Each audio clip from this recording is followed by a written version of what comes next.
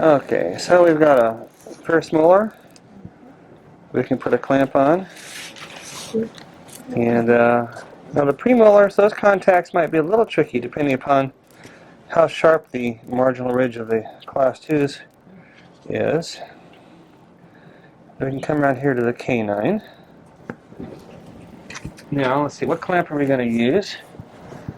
I think the most likely one is right here. That's the W5. You'll have different names from different manufacturers and so forth. We have a 26M that's pretty much like this. Let's see how well this works for him before we commit ourselves to putting it in with the rubber dam. Now this particular kind of forcep, so let's go ahead and make a hole right here and right over here. Why are we doing this? Yeah, this tells me which are the lower corners. Later on we're going to know that because we're going to get all confused because I'm going to take this, I'm going to bundle everything up like this. Now I don't know what corner is which. I do know which the lower corners are, and that'll help. Alright, now we're coming right back in again. Turn to the right. Make sure we have the, okay, a little bit more to the right. And a little bit more. Keep coming. That's it. So I want to see that lingual wall. And the buckle. The lingual. Okay, then I'm going to make sure it's below the bulge. Is that pinching you on the mesial lingual? Looks like it is. If you say it's not, but you know. Is that better? Mm-hmm. But it wasn't bothering you before, but it's better now? Nice guy, nice guy. Okay. So now what we're going to do is find the lower corners. I've got a lower corner here. Got a lower corner here. Yeah, when the examiners ask you, does that hurt? What's the answer? No. Of course not. It feels great. I could wear this all day.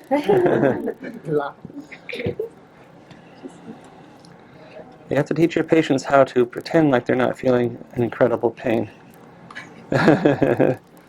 Okay, now let me see. So we got this thing sort of straightened out. All I did was just sort of stretch it out a little bit. Okay, now we need an instrument that we can use to bring this down over the blades. Like this and like that. We can use a ball burnisher just as easily.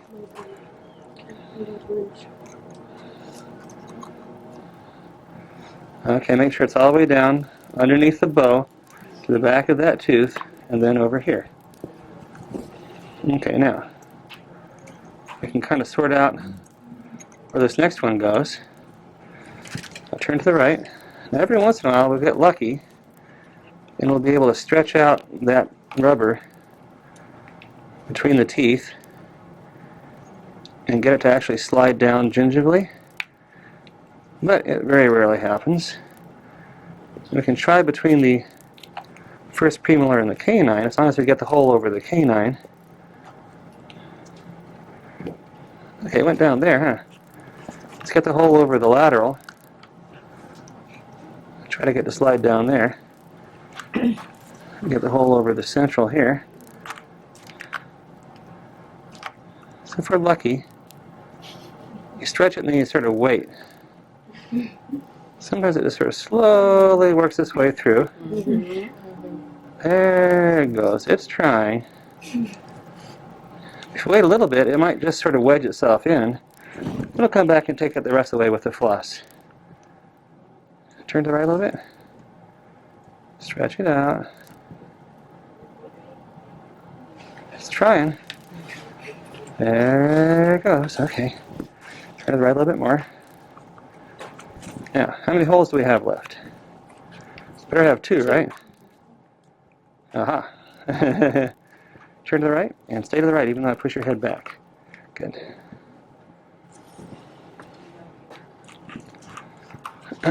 Now the distal of the canine, we're going to take a little piece of rubber dam and you can floss it down behind. Well, went down pretty well on those, huh?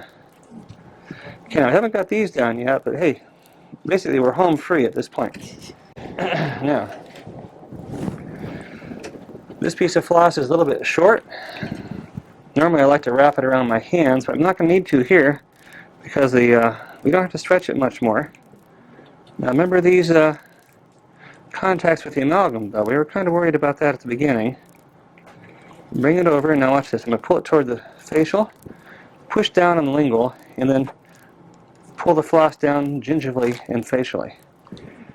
Now, we're going to put the frame back on. I knocked it off.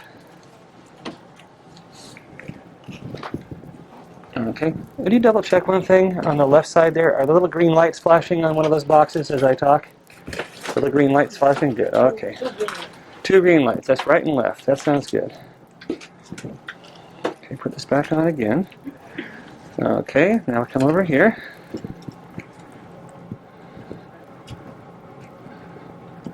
Okay, take it a little bit at a time. Don't saw it back and forth like this. Okay, when they're not anesthetized, try to make sure when you finally do go down that you don't hit the clamp with your fingers. There we go. Pull it this way. Push down gingerly on the lingual and pull it down there. Okay, this one was open in the beginning, so that's fine.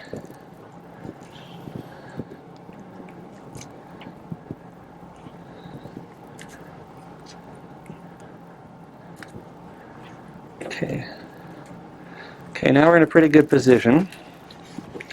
You stretch it out a little bit more completely on the frame.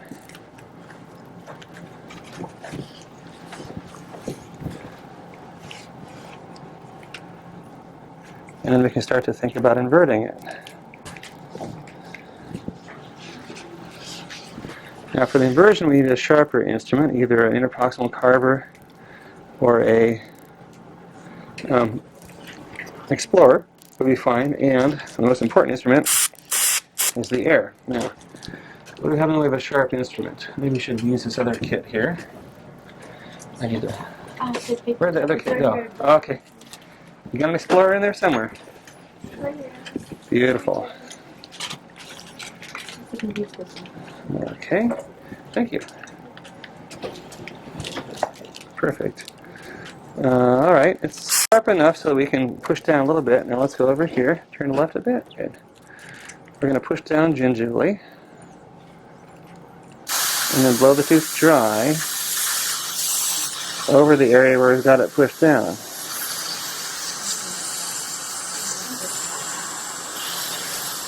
And then the tooth's going to get kind of sticky. And it's going to catch the rubber dam and hold it down lower in that area.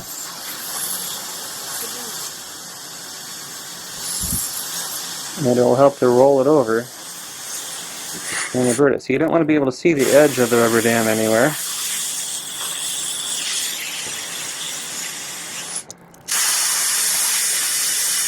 And turn to the right a little bit more. Good.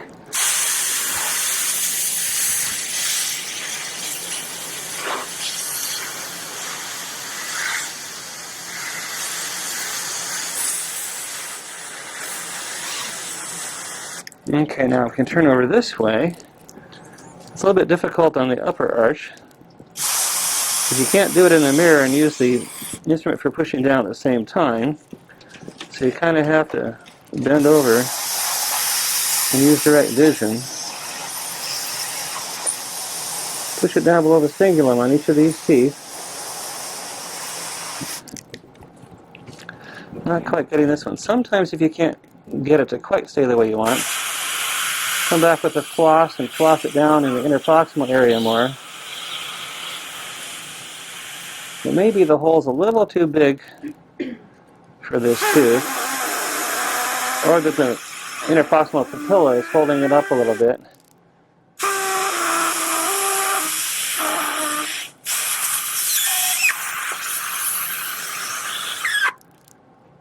Okay, we're getting it.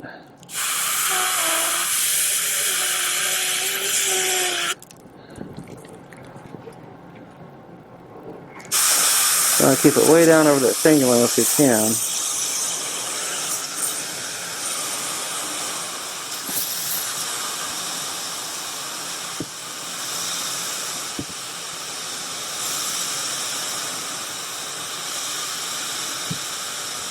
You see how it's starting to roll over now? And turn to the right. And a little bit more to the right. Good.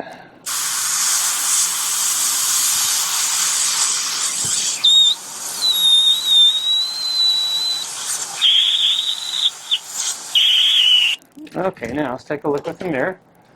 See how we did. Okay, most of those areas are pretty much inverted. We can still do a little bit more here. Got that crown margin to contend with, though. We're seeing it into the sulcus, approximally. So that's keeping a lot of the proximal fluid from coming up and contaminating air prep. Now this one might need to be flossed down a little bit more right here, huh? Because it might be pinched a little bit right at the bottom of that amalgam. This one's looking pretty good. Okay, and again, if you take a wedge or a little bit of rubber, floss it down through there, you can hold that area down pretty well. Okay, and we can even tuck that in a little bit. Okay, anyway, if you submit your patient with a rubber dam that looks like this, they'll be fairly pleased with you, and they'll be able to evaluate the preparation pretty nicely. You get a good look at a couple of these class 2s here, huh? Kind of difficult sometimes to condense and get a good refined margin when you have so little clearance. See the damage to the adjacent tooth on the molar? Okay, see this little ridge right here? A little groove? Let's take a look.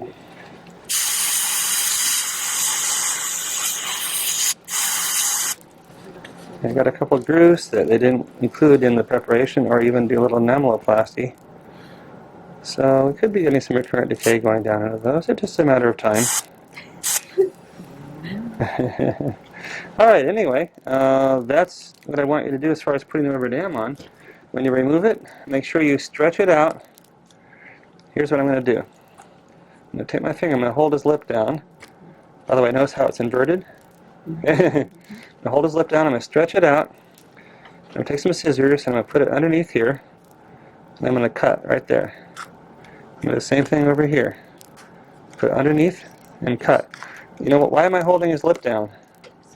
So I don't cut his lip, right? Stretch it out, and you can always cut these septa. Okay, and that guarantees that you won't end up with a loop of rubber dam around his tooth. You start getting a loop of rubber dam around the tooth when you finish, then it's so easy to actually have this piece of rubber dam forgotten, and it migrates apically and extracts the tooth. So we're very serious about making sure. Now when you finish taking the rubber dam off, you will check to make sure it's complete in all areas. And if there's any missing rubber dam, okay, then go back and find it. Okay, and you should know exactly where to find it. Okay, let's do it. Okay, so we got teeth. And what we're going to do is apply a rubber dam. Floss. I didn't check to make sure you had floss right there. Nothing here. Nothing here. It's in my bag. Okay. And the top compartment to the right. That's great. Yeah. No, on the top. She's trying. She does not open it. Okay, now what you're going to do right now is you're going to sort of watch and see. Okay, let's not. I'm videotaping and it's recording every word you say as well as every word I say. So let's make sure that the only thing we want to record is what other people are going to want to listen to sometime in the future. All right. Oh, these are nice contacts. My goodness, how'd you get such nice contacts? Look at that. Oh, it just slides right through.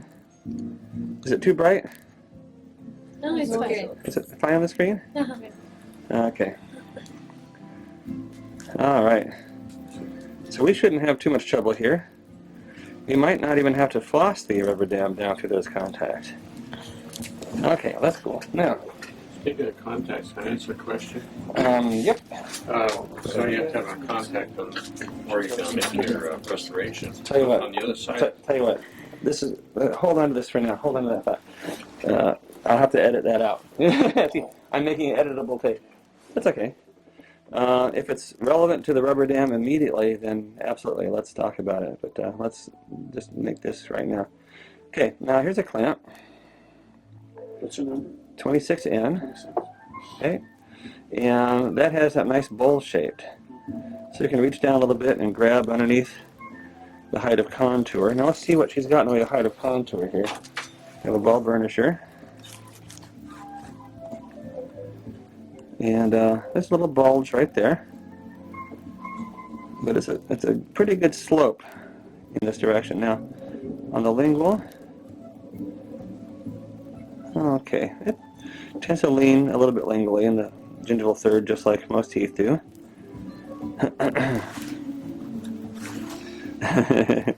Anyway, we probably wouldn't have to use that 26N clamp to get it to stay under this tooth, but it would certainly be nice. A little bit uncomfortable for her today. On the other hand, that would not even compare to the discomfort she would feel if we popped this little puppy right onto that tooth. Yeah, that's the 14A. And the 14A is going to really hurt unless you anesthetize. Now, she's not anesthetized, so I mean, we could demonstrate the advantages of anesthesia here and just pop this right on the tooth and show how much pain she's actually in. But this one looks like it'd be a lot more comfortable, doesn't it? Yeah. That's the W7 wingless. And that flat blade, if it'll fit down, if it comes all the way down to here, below that bulge, it'll probably stay in place pretty well. Okay, so what we'd like to do is check it. We're going to take the floss and just make a little loop, run it through the bow. Don't put the floss in the holes because the forceps will probably then pinch off the floss in the holes.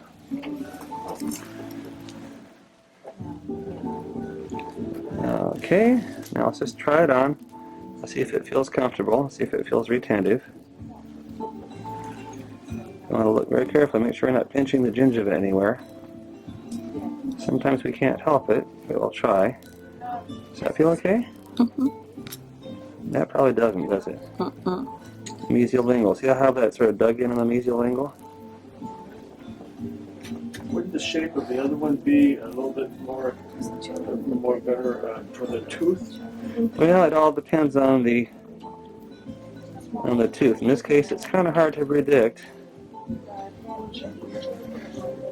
Is that pinching on the mesiolingual again? Mm-hmm. Okay, well, okay, let's try the 26 just to see. Maybe it will hang in there a little bit better for us, but the shape of her tooth in that area is causing this point to slip down a little bit. Of course, with an anesthetized patient, that clamp would have been just fine. Doesn't matter till tomorrow. Yeah, not till the next day.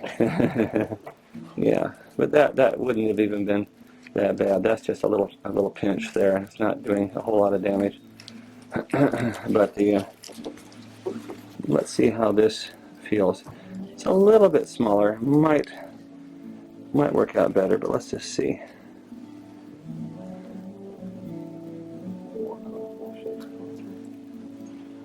Okay, that doesn't look like it's going to be too comfortable either, does it? Mm-mm. See on the mesiolingual starting to slide down there a little bit. Okay, so let's try one other thing. And this is kind of a tight clamp too, a little bit smaller, so it sort of grabs pretty tightly. And it's, of course, it hasn't been used too many times before either. Let's see one other thing, see if we can check this. Most of the time, with a non-anesthetized patient, you can do well with a clamp, but sometimes the tooth contour doesn't lend itself to that. So mostly what we're learning about is not tying here today. All right. Let's see if we can do something on the second molar. I'll turn to the right just a bit. Good.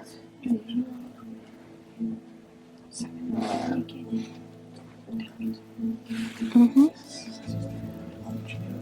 Okay. Feels all right? Mm-hmm. Okay. Now I've got the clamp on the tooth. And let's take a look at the situation here. The clamp is on the tooth. Now with the wingless clamp, we could go ahead and put the rubber dam over the clamp, right? Okay. But what happens if the bow is resting against the ramus? Then we wouldn't be able to get it over the clamp. Now in this case, we've got some room there. See that space?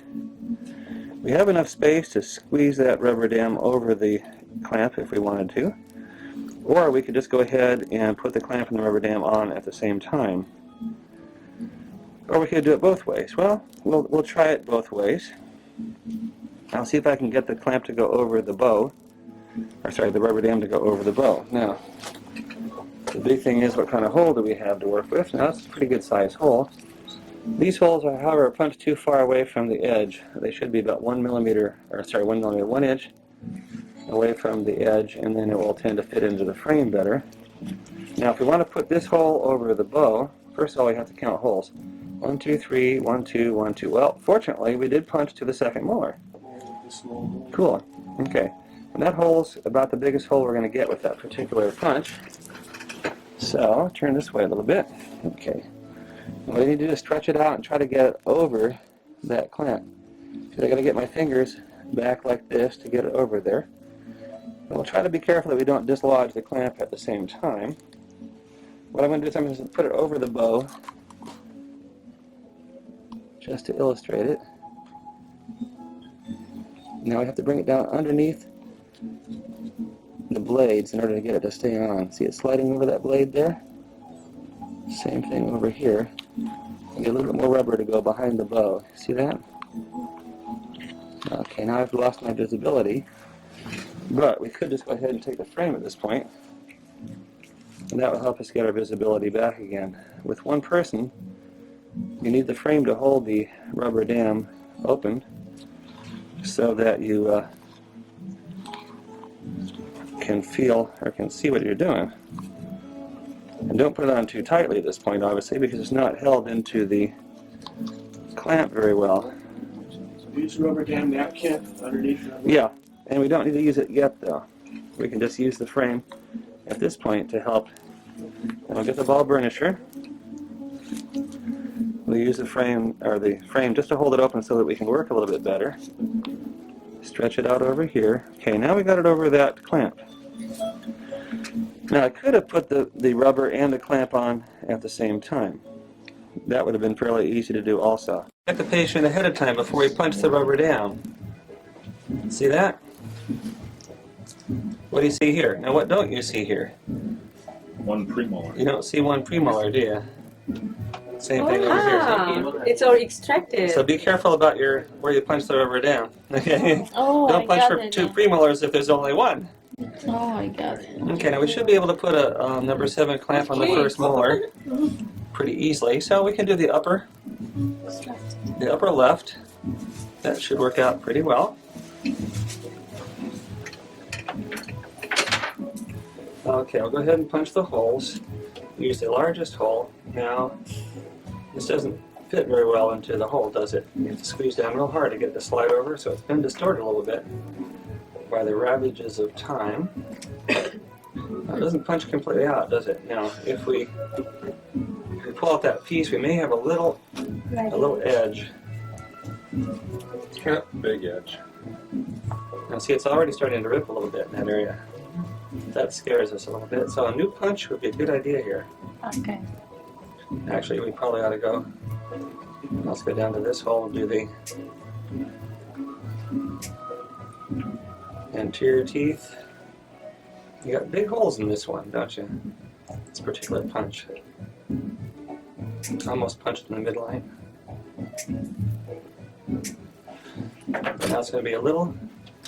One of those holes punched pretty clean, huh? Yep. The other ones have a little piece, but the piece that I punched for the rubber dam clamp is the tricky part. Now, we're going to use a number 7 clamp, and this is wing or wingless? Wing. Okay. Now, it's actually not a number 7. It actually sort of comes up a little bit instead of being flat, but it's pretty close. It's a wing clamp. You're gonna put the clamping first? I'm going to try the clamp in first. Okay, now should I just try it in right now? Yes. How about we put some floss on it? Yes, Let's put some floss on it, so if she swallows it, we can rip it back out of her stomach. Excellent. The big question is, the big unanswered question is, if the patient swallows the clamp or it goes down into their lungs, what are you going to do with all that floss? Nobody really knows. Obviously, if it goes down into their lungs, are you going to pull it out through their vocal cords? I don't think so. Can you turn to the right a little bit more? Okay. So what we want to do is try to position it so it doesn't go too far gingerly since she's not anesthetized.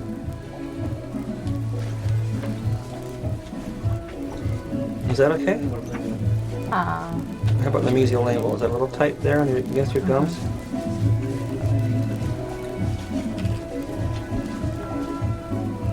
Open a little bit wider. I can't quite see. There we go. It'll slip down. It tends to slip down a little bit, but let's...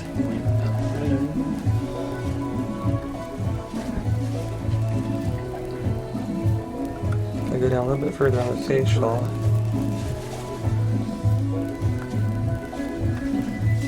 Is that a little bit too tight for you? Okay. How about now? Is that okay? We can use a little topical against it if we need to. Okay. Oops, sorry about that. Okay. Now let's go ahead and we'll put a little topical in there. Winnie? We want to put the clamp into the rubber dam. Now watch carefully with this one. Now we're going to put it, it's the upper left, right? No, upper right. Upper left. Upper left. So we're going to put the clamp in like this. And the big trick is to get the wings of the clamp into the hole without tearing the rubber. Now we're going to loosen the forceps a little bit.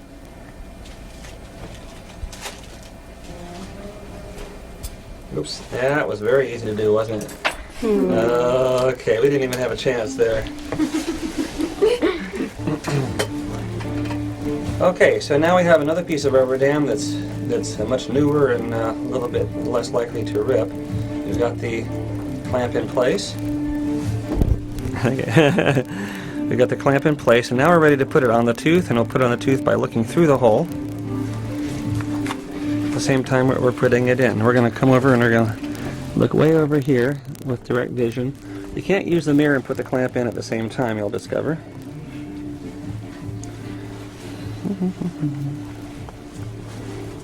And once we get it in place, we're going to go ahead and put the frame in immediately. Turn to the right a little bit more. Good.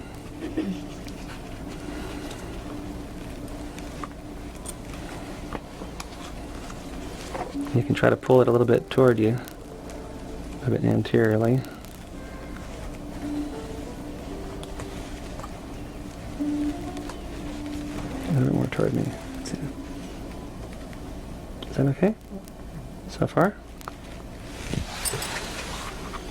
Now we're going to just make sure it's seated. Okay, so far so good. Now, take a ball burnisher. I'm sure there's a ball burnisher in here somewhere. You might have to use this paste applicator. Okay. Get a paste applicator. We'll hopefully this will be strong enough. Open real wide now. Yeah. Hopefully this is going to be strong enough to get the rubber dam off the wing. Looks like it is. See the way it went underneath? Okay. Now we can do the same thing over here. Let's bring it off the wing and underneath. Okay, now we got it seated. Take the frame. Put the frame in the corners.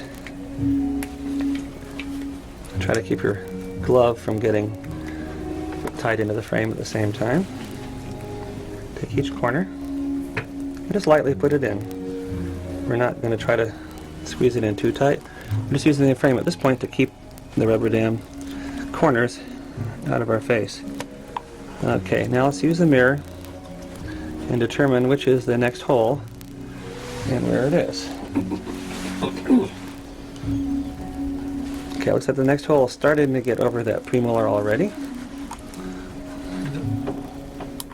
So we can stretch it out. The big thing you want to do is stretch out the rubber between the teeth. Now, you stretch down this way, you can see it's starting to come over the canine as well, but we're going to have to stretch it and then floss it down through. Now if it's dry, we can push it down on the palatal and then stretch it out over the buccal. Now we're going to wait, and sometimes we can get that to slide through. If you stretch it out enough, say between the premolar and the canine, sometimes it'll go through on its own. Sometimes it'll just get stuck there, and then you can just come right in and floss it down the rest of the way. Sometimes it just won't stay there at all.